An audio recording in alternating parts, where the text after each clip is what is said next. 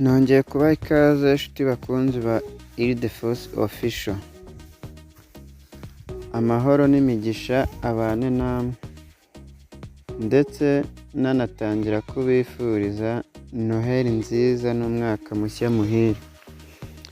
Muri iyi video y'uyu munsi tugiye kurebera hamwe igice cya kabiri cya video yacu y'imikorere ya application yitwa Shake-it app.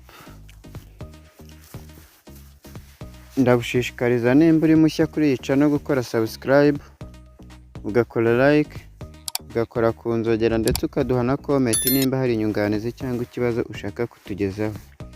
Nawe wamaze kuduha inkunga yanyu ukakora subscribe, ndagushimiye cyane, Imana igusubiriza aho ukuye.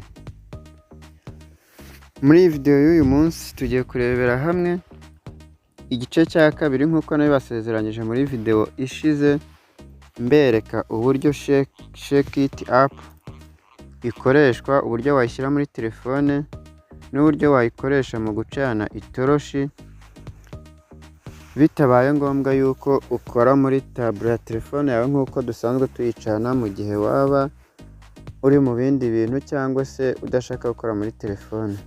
Nababwiye ko uyu munsi tugiye gukora video y'igice cya kabiri mbereka ubundi ibindi bintu iyi application yadufasha mu buryo bworoshye kandi bwizewe ndetse ku buntu bitagusaba kwishyura application.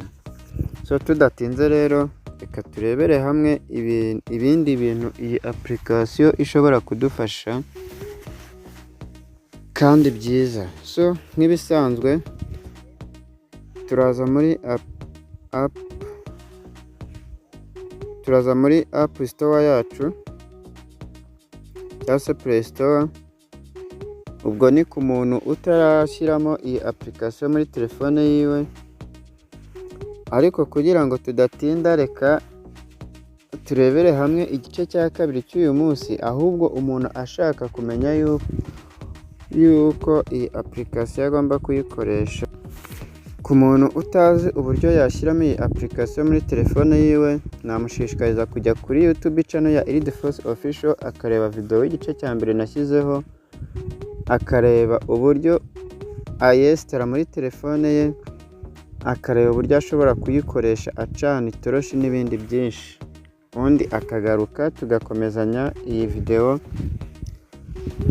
ikwereka ibindi bintu byinshi wakoresha iyi application. So tudatinze turaza kuri ya app yacu ku bantu bamaze kuyishyira muri telefone yabo, ku bantu bamaze kuyishyira muri telefone turaza kuri ya app yacu ya Shake-it, ngira ngo murayibuka, dore ngiyi. Turaza kuri ya app yacu ya Shake-it, tuze tuyifungure, dutegereza akanya gato, nkwibutsa yuko iyi application tugiye kureba ibintu byinshi tugiye kuyikoresha, haba kujya kuri WhatsApp, gusoma amabibiliya nimba uyifite muri telefone yawe, kujya kuri YouTube n'ibindi byinshi. So nk'uko bisanzwe murabizi yuko muri video ya mbere twari twasuzumye uburyo twayikoresha ducana itoroshi cyangwa se itara rya telefone yacu, ari nayo mpamvu hano twashyizemo flashlight. So uyu munsi tugiye kurebera hamwe ukuntu wayikoresha izindi serivisi. Reka duhere kuri WhatsApp.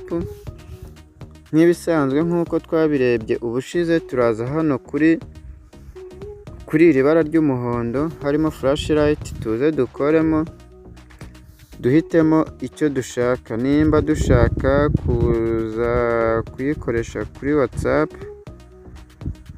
urahita uza uhitemo ya app ushaka. Reka duhitemo iyi WhatsApp, ubundi turebe nimba bikunda. Uraza uyikoreho ya WhatsApp, urabona ko yamaze kujya hamwe, hari flashlight. So reka dusuzume turebe ko turi buyikoreshe bigakunda. So tutarajya kure ntaribagirwa, reka mbibutse, ugomba kuza hano muri setting, muri aka kantu kari hano, ukaza ukareba ugakoraho, ukaza ukibuka gufungura sheke, aka kantu ka mbere barakuvuga ngo enable sheke gesture, bivuze ngo aka kantu ka mbere utagafunguye ntabwo wabikoresha ngo bikunde, ntabwo wayizunguza ngo ikore icyo wayibwiye kubera ko ntiwigeze ushyiramo gesture ya sheke. So uraza rero, uraza ugakoreho gase gutya, urabibona, uze na hano twist, enable twist gesture, aha naho, aha naho uze ugakore on, uze n'aha ha gatatu ukore on, nushaka ko izajya ivibura mu gihe ibaye enabled, uze naho ukore ahangaha. Turaza tubikore gutya twose, tutugire on, dukore back kuri app yacu.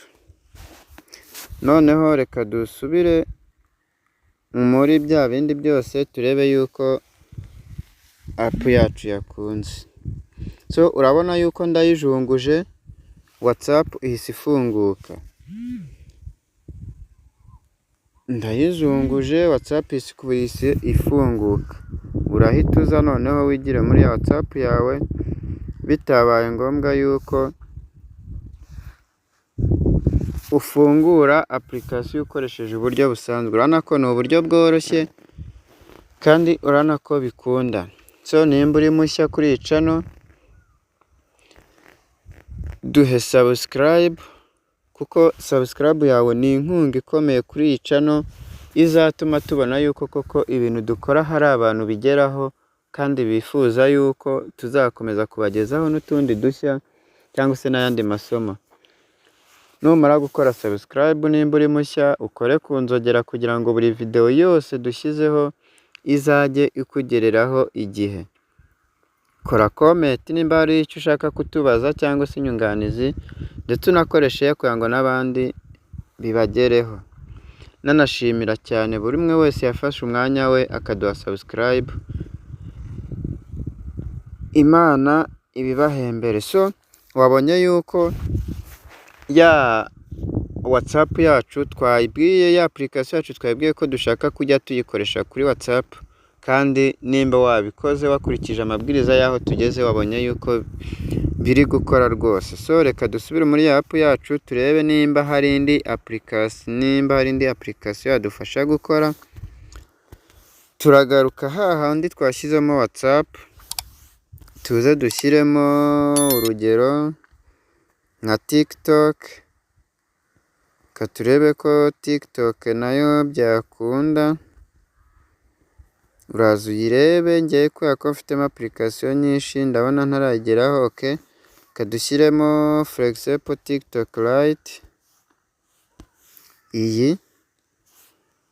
So uraza uyikoreho nk'uko bisanzwe, noneho nurangiza urebe ko za settings zawe hahandi hejuru zifunguye, kuko hari igihe bita byikuramo. Okay, urabona ko zifunguye. Nurangiza uvemo ukore back burundu, noneho ushekinge telefone yawe.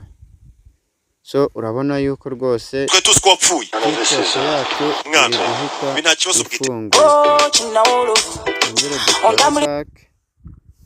Turebe nimba hari, dusuzume buri application yacu byibuze nkeya muri zo dukenera nimba yabidufashamo. Turasubira kuri ya app yacu, tugaruke handi twashyize TikTok. Aha, tuze dukoreho noneho, aha turebe nimba. Okay, reka dushyiremo kamera turebe nimba nayo byakunda ko wayikoresha kamera utagiye muri application. So urabona ko yagiyemo, urahita uza ukupe telefone ushekinge. Aha tayari urabona yuko video yacu urabona ko kamera yacu iri gufata amashusho kandi tutagiye muri application. Tugaruke reka dushyiremo iya nyuma, turagaruka muri application.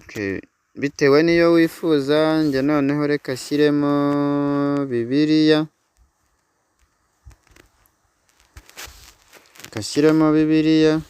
dore ngiyi ndaza nyishyiremo. Urabona ko yongeye yagiyemo hahandi hari kamera, dore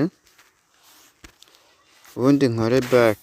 So reka shekinge ndebe ko Bibiliya yacu ifunguka.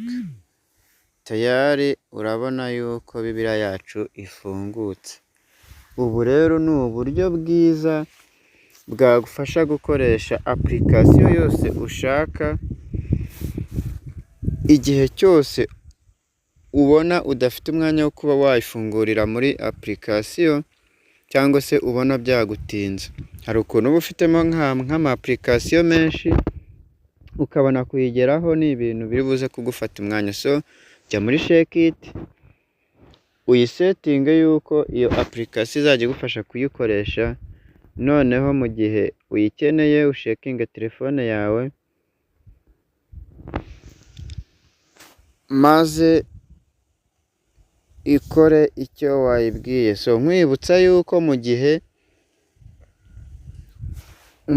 utarebye iyi video ngo uyirangize ngo uyisoze, ushobora kuzabikora ukagarukiramo hagati bikarangira bwa buryo bwawe washakaga budakunze, ugasanga muri comment wavuze ngo byanze, ngo byananiye. Kandi iyi application nta telefone n'imwe idakoramo, yaba muri Airtel. Imagine njya mbona aribo bantu benshi banyandikira bambwira yuko ngo ibintu byinshi byanze, ariko iyi application cyangwa se ubu buryo bukora muri telefone hose, aba Android ndetse na iPhone. So ndagushishikariza n'umutima ukunda, nimba ukunda ibiganiro byacu tukugezaho kuri Ildefonse Official, ukaba uri mushya, kuduha subscribe ukareba video ukayirangiza, kuko ntago mba nafashe umwanya ngo mbagezeho aya masomo. Mbashaka yuko buri wese aya masomo amugeraho kandi akabona yuko koko bya bintu byizewe. Reba video uyirangize, ukurikize inama nababwiye muri video, ukurikize ibyo naberetse.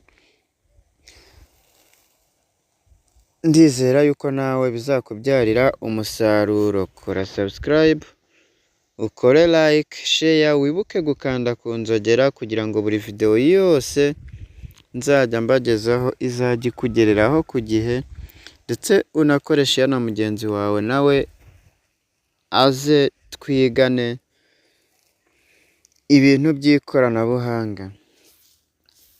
Ndagushimira wowe wamaze gukora subscribe. Imana iguha umugisha, ndetse iha umugisha buri umwe wese ukurikirana ibiganiro bya Ildefonse Official, n'undi wese ufite umutima wo kubikurikirana. Tumwifurije amahoro n'imigisha. So ndabakunda cyane, Imana ibahe umugisha. Ciao ciao, tutazidi.